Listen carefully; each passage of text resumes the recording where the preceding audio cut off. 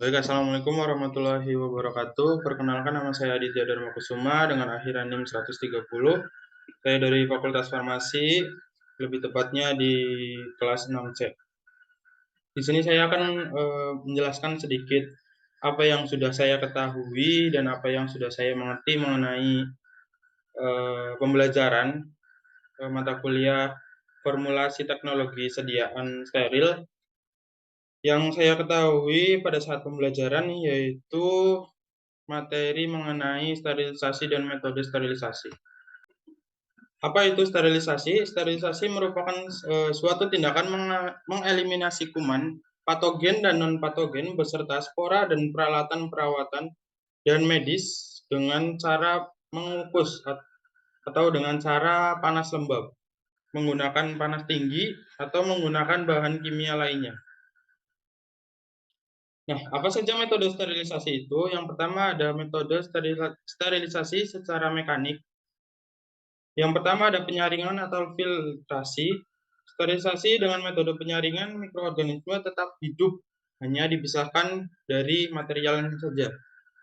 Metode sterilisasi ini hanya dipakai untuk sterilisasi larutan gula, cairan lain seperti serum, atau sterilisasi hasil produksi mikroorganisme seperti enzim dan eksotoksin, serta untuk memisahkan filtrable virus dari bakteri dan organisme lain. Untuk sterilisasi secara fisik, sudah tidak asing lagi, ada metode radiasi. Dalam mikrobiologi, radiasi gelombang elektromagnetik yang banyak digunakan adalah radiasi ultraviolet, radiasi sinar gamma atau sinar X, dan radiasi sinar matahari. Sinar matahari banyak mengandung sinar ultraviolet, sehingga secara langsung dapat dipakai untuk proses sterilisasi. Sinar ultraviolet bisa diperoleh dengan menggunakan katoda panas, yaitu dengan tabung katode bertekanan rendah, diisi dengan uap air raksa. Pada panjang gelombang yang dihasilkan dalam proses ini biasanya dalam orde 2.500 sampai dengan 2.600 angstrom. Kerugian menggunakan metode radiasi adalah ketidaksesuaiannya untuk penggunaan bahan sensitif terhadap panas dan kelembaban. Metode ini tidak dapat digunakan untuk sterilisasi, misalnya untuk produk yang dibuat dari basis minyak dan serbuk.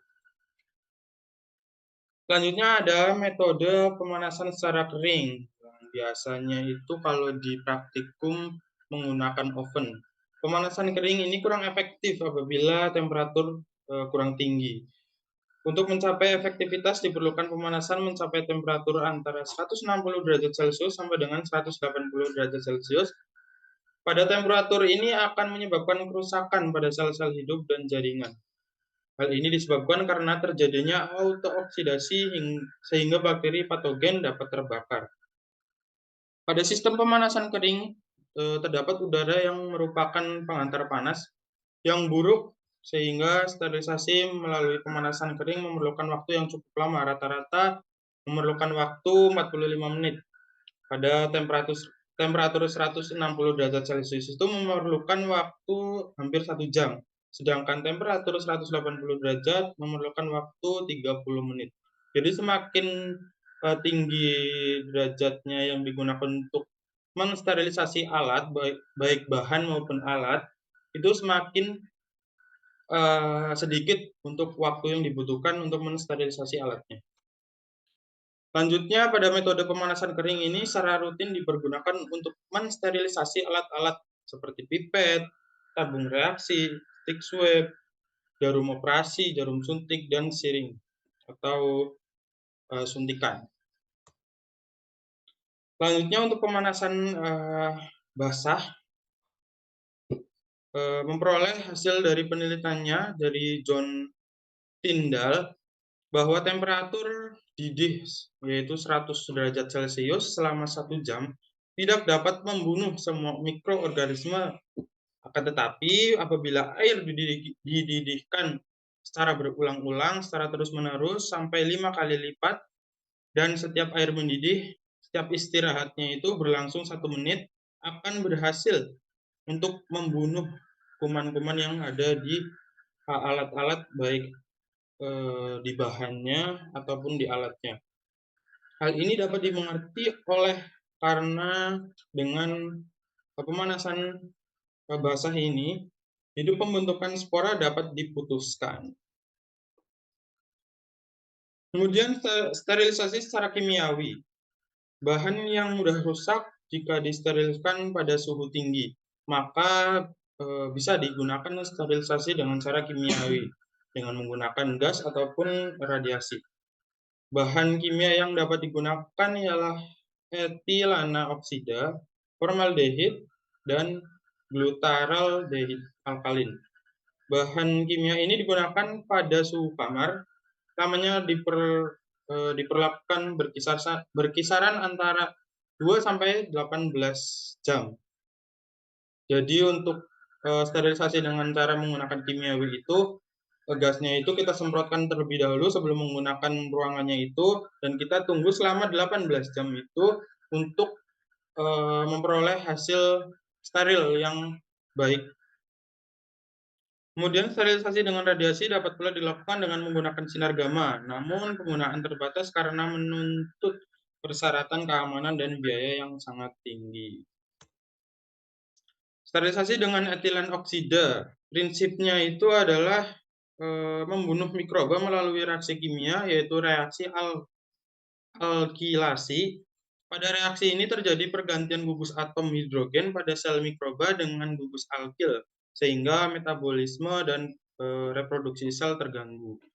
Teknis pelaksananya adalah proses sterilisasi menggunakan alat yang sudah nggak asing lagi, yaitu autoclave, khusus pada suhu yang lebih rendah, yaitu 36 sampai 60 derajat Celcius.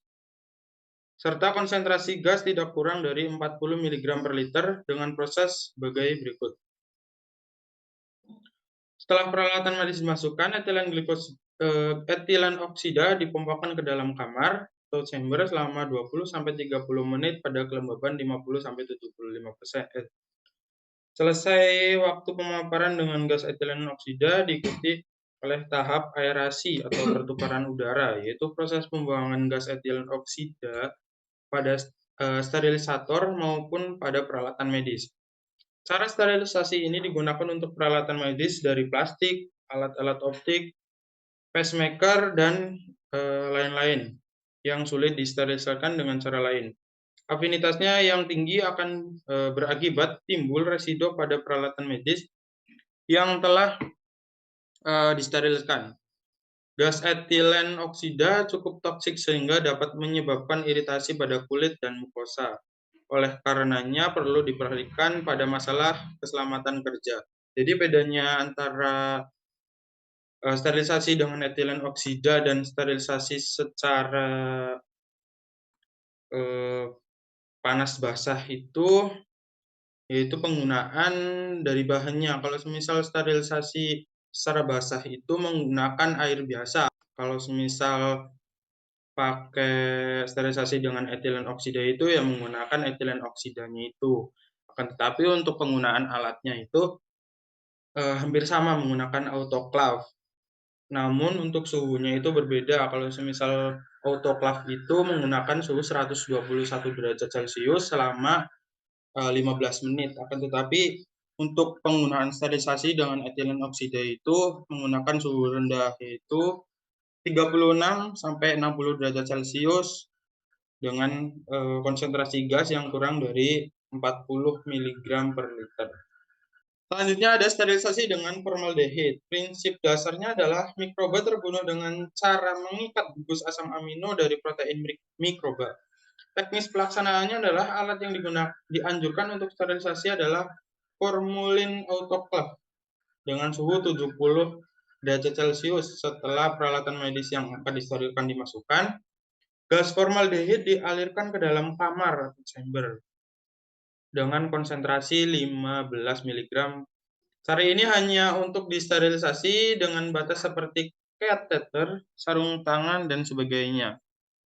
Gas formaldehid baunya sangat menyengat dan menyebabkan iritasi pada kulit, mata, dan saluran pernapasan. Oleh karena itu, perlu penggunaan dengan berhati-hati.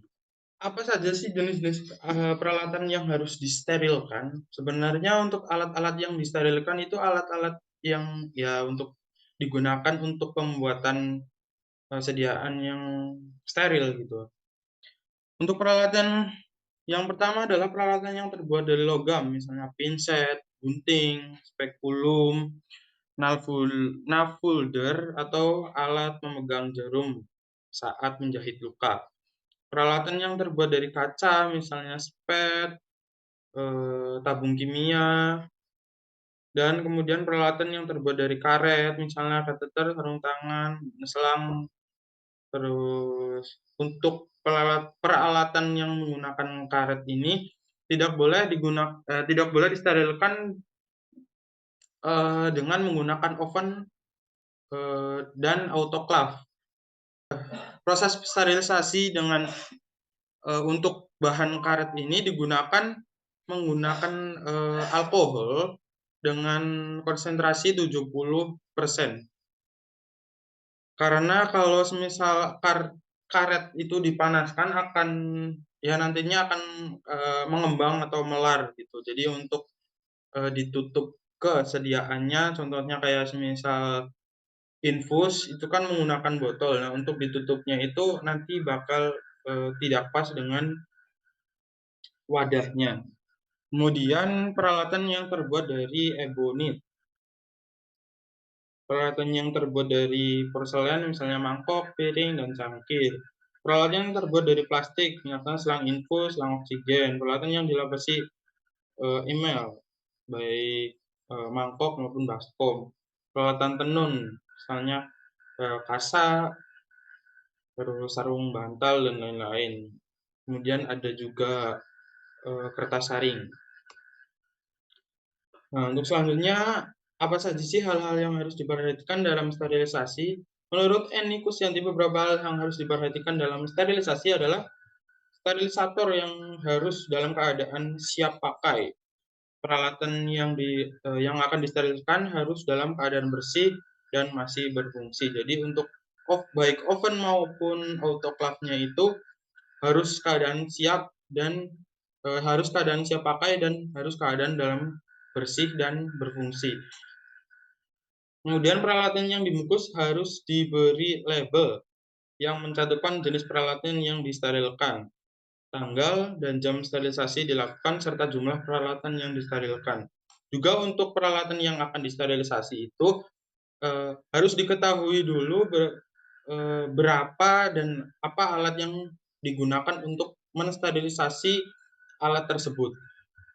Kemudian ada penataan alat di dalam sterilisator harus menggunakan prinsip seluruh bagian dapat disterilkan, karena kalau semisal di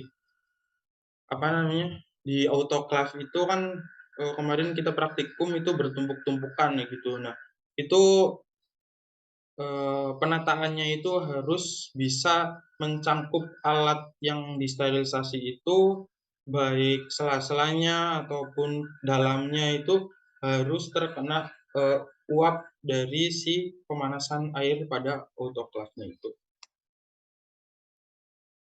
Kemudian waktu yang diperlukan untuk mensterilkan setiap jenis peralatan harus tepat, dihitung sejak peralatan disterilkan. Jangan menambahkan peralatan ke dalam sterilisator sebelum sterilisasi selesai dilakukan. Peralatan yang sudah steril dipindahkan dengan menggunakan korentang steril.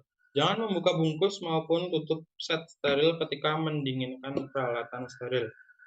Peralatan harus kembali disterilkan jika pembungkus terbuka. Mungkin sekian apa yang saya pelajari pada pembelajaran formulasi teknologi sediaan steril. Sekian dari saya. Bila ada kata-kata yang tidak berkenan, mohon maaf. Wabillahi taufiq wal hidayah. Wassalamualaikum warahmatullahi wabarakatuh.